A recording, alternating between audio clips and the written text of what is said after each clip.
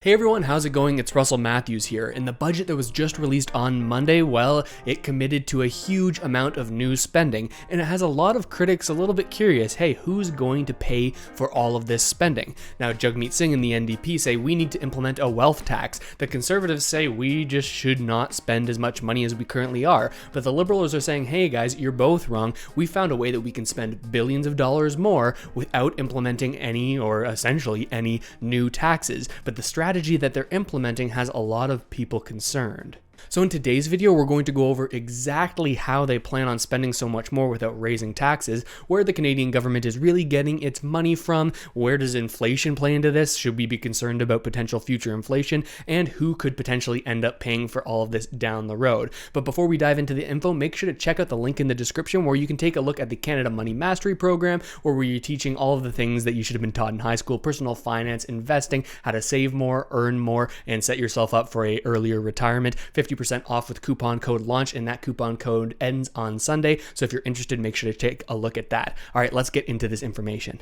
The first thing we need to talk about is debt to GDP ratios. Debt to GDP, debt to GDP. It's what Chrystia Freeland and Justin Trudeau have been saying over and over again as the fiscal anchor for their budget, saying, hey, it's okay for us to spend like this in the long term. Let me show you.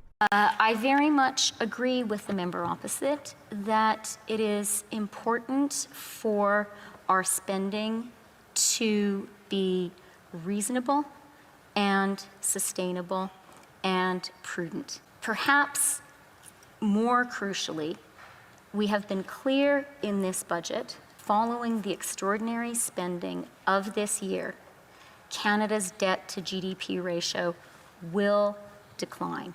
And we show in our fiscal tables a clear declining trajectory, ending in 25-26 at a 49.2% debt to GDP ratio. So essentially, Chrystia Freeland here is saying everything's fine as long as we keep an eye on the debt to GDP ratio. Now, the debt to GDP ratio is a way of measuring what our gross debt is, like the entirety of the debt for Canada, versus what Canada's economic output is on a countrywide scale. So they're saying if we can keep the economy growing and growing and growing, well, it's okay to take on more and more debt, because as a portion of our economic growth, our gross domestic product, well, then our debt isn't actually going up in proportion to that. So here's the exact chart that she was just mentioning, and it's inside of the 700 plus page 2021 budget. And here it shows our federal debt to GDP under alternative economic scenarios. And in all of these cases, she's saying, hey, if we invest this money now, well, our gross debt to GDP is going to go down over time. And that's what they're using as their evidence that it's okay for them to be spending right now, because in terms of this GDP growth, our federal debt will be less and less a portion of that. And that's why some critics are concerned here, including Ed Fast, the critic from the Conservative government. He's the critic of finance that takes a closer look at all this stuff and brings up points that he's concerned about. Well, he says that he doesn't like that this federal debt to GDP ratio is the only fiscal anchor inside of the budget, because essentially it means that if the economy is going well and things are increasing, well, it gives the government a blank check to keep on spending more and more, because all they need to worry about is the portion of their debt in comparison to the economic output of the country. And because of this ratio, that's why the Liberal government is saying it's okay for them to increase the spending that they've included inside of this budget. Let me show you this section of the budget here where they say sources of borrowings. They say the aggregate principal amount of money to be borrowed in the government in 2021-2022, so this is how much money they're planning on borrowing, will be around $523 billion. And they continue saying this is consistent with the borrowing limits previously proposed by the government in December 2020 with the tabling of Bill C-14, the Economic Statement Implementation Act. So you might remember there was a fall economic update came out at the end of November, and they were debating it all the way until just 2 weeks ago. And the main sticking point of this wasn't the extension of the EI or the extension of the Canada Child Benefit or the pause on student loan interest, which were all included inside Bill C-14. The one thing that really held this up was the fact that when this bill passed, there was a section of it that allowed for Canada's credit limit to be significantly increased, and that's like sort of the the top threshold for the maximum amount of money that the Canadian government can spend, their maximum amount of debt, well, they increased that $600 billion, and it looks like that was kind of close to in line with how much they were planning on spending this year. So it was pretty critical that they passed that Bill C-14 in order to raise Canada's credit limit. So we've determined that the government of Canada is okay with borrowing a huge amount of money, but where is this money actually coming from, right? They haven't really implemented a whole bunch of new taxes in order to raise enough money to pay for this spending. Well, it's actually true that the government of Canada hasn't paid for their programs with simply taxes alone for a long time. They've done it by raising money through something called Government of Canada bonds, essentially writing a whole bunch of different IOU notes that say, hey, we'll pay you back later with a little bit of interest. Now, without getting into too much detail, because of the Bank of Canada's quantitative easing program, the interest rates that the Government of Canada has to pay on these bonds is at an all-time low. And it seems that the Government of Canada's strategy going forward really relies on these low interest rates that they're paying right now on all the money that they're taking out. And they actually have a plan to extend the duration of their debt in order to lock in these low interest rates. Let me show you exactly what I'm talking about. So this table shows how much, what the length of each of these Canada bonds is over time, right? When they're actually going to have to pay this money back when that loan essentially comes to its maturity. So right now, this is 2021, 2020, well, they say 71% of the bonds that they've put out are short-term, right? 2, 3, 5-year sectors. And 29% is in long-term, right? 10-year plus. Now, the plan of the government in order to help them spend all of this extra money is to lock in these low interest rates now for a longer amount of time. They want to raise or lower the amount of short-term bonds that they're issuing and dramatically raise the amount of long-term bonds, even proposing to expand this to a 50-year duration bond, which would lock in this historically low interest rate that we're seeing right now for the long term. And there are a lot of pros and cons to this idea. I know personally, working in the real estate industry as a realtor in the Greater Toronto area, that it makes sense in many cases to lock in low interest rates when you can, right?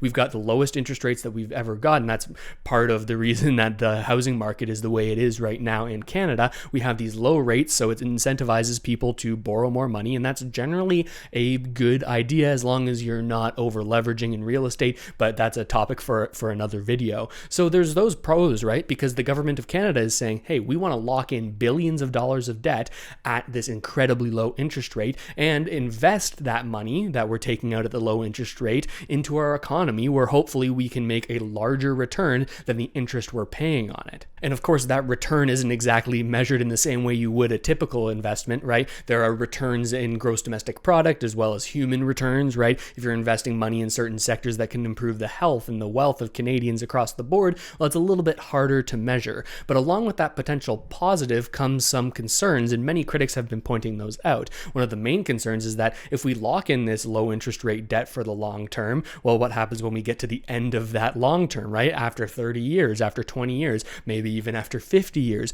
what happens then? If interest rates are super high, then do we have to roll over all this debt into high interest rate Bank of Canada loans, right? These are the things that we need to consider and the things that many other critics have been pointing out. And that leads me into the section of this video where I want to get into some of the main criticism of this, specifically from certain conservatives, including Pierre Poilievre, who is definitely a polarizing force in the House of Commons. But first I want to start with what Greg McLean has to say. Now, he's a conservative and he was part of this days-long debate that's been going on in the House of Commons all about the budget that was released on Monday. And he makes some interesting points here, and you'll have to bear with his camera. I think he could do to tilt it down a little bit, make it a little bit better to watch. But let's listen in on what he has to say. Here's the rationale from the Liberal Prime Minister about running deficits in boom times on March 21st, 2016 in this House. Mr. Speaker, record low levels of interest rates right now mean that this is an opportunity to invest in our future. This is what we are delivering to grow the economy and help the middle class. In contrast, in this year's budget announcement, the Minister of Finance said the following: the best way to pay our debts is to grow our economy. In fact, in today's low interest rate environment, not only can we afford these investments, it would be short-sighted of us not to make them. Now, by investments, of course, they mean government spending. Clearly at odds, these two, Madam Speaker, but it is obvious that neither this Prime Minister nor this Finance Minister understand the notion of financial risk. And clearly, This Liberal government will justify spending taxpayer funds in good times, and to spend taxpayer, it begs the question, what times are not good for overspending taxpayer funds? All right, interesting. Forecast. So essentially what he's saying here is he's calling out these two strategies, right? Looking at debt to GDP as well as locking in the low interest rate. And he's saying, hey, well, if this is your strategy, then there's never a time that you shouldn't be spending money, right? When we're in a tough economic time and interest rates are lowered by the Bank of Canada to help the financial systems function, well, you're going to be taking out more debt then. And as well, when we're in the good times, well, he's saying, well, if you have low interest rates, then we're going to continue to spend too. So Greg McLean, at least, thinks that this is a recipe to just see increased government spending over time, and I guess it's certainly in his opinion this is a negative. And then the other concern when we see such an increase in spending that everyone always mentions is inflation, right? If we see a high level of inflation and the Bank of Canada sees this also, well, that would lead them to raise interest rates over time. Now that could leave the government of Canada in a pretty rough position if they have to essentially refinance the loans that they're taking out now at a higher interest rate. A larger portion of our GDP would go towards servicing that debt or just paying the interest rates on it. Now let's hear what Pierre Poilievre had to say about inflation in that very same debate. So all of these things are rising vastly more than the target of the Bank of Canada. And what's interesting about the Bank of Canada is I asked about the core rate of inflation when the governor of the bank appeared at the Finance Committee not so long ago. And he said, well, don't worry about core inflation. We only worry about CPI. Well, I'll tell you something. I have a prediction. This month, CPI will be way above the 2% target.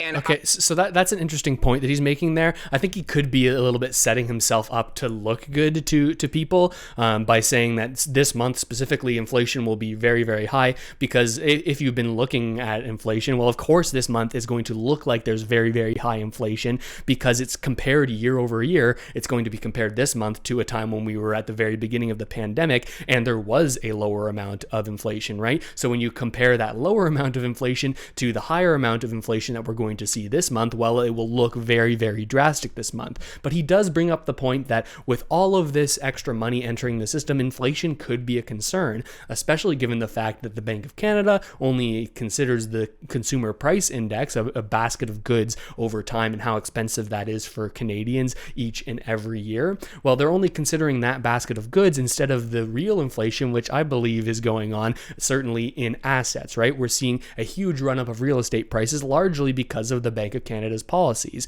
So essentially the concern here is one, that inflation will happen, and if the Bank of Canada does recognize that inflation is happening, they'll raise interest rates, and that could leave the government of Canada in a pretty rough position. So I know that's a whole bunch of information, but that's the government's plan and how they're going to spend so much more without adding more taxes, as well as some critics' concerns of this very plan. But at this point, I'm curious on what you think about all of this. Do you think it's a good idea for the government of Canada to lock in this low interest rate debt instead of maybe potentially having to pay higher interest rates in the future to borrow the same amount of money that they may need? Do you think this is a sound financial decision? I know the Liberals certainly think that that's the case. Or are you more on the side that this increased amount of spending could be a problem in the long term when we actually come to that point down the road that we've kicked the can down to, that we actually have to start refinancing this debt at potentially higher rates? Like, who's going to actually have to pay for all of these IOUs that the government of Canada is writing with government of Canada bonds? So there's certainly lots of pros and cons and lots of good ideas on both sides, and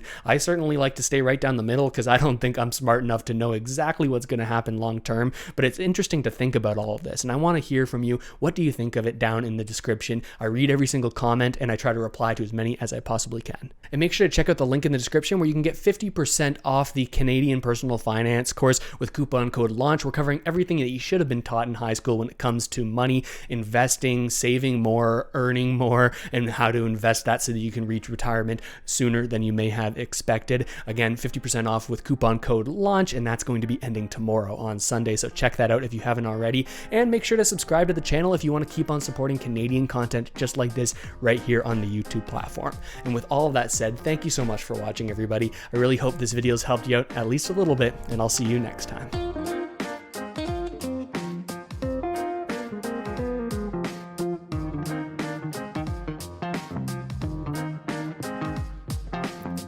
This channel is supported by viewers like you. Thanks, channel members.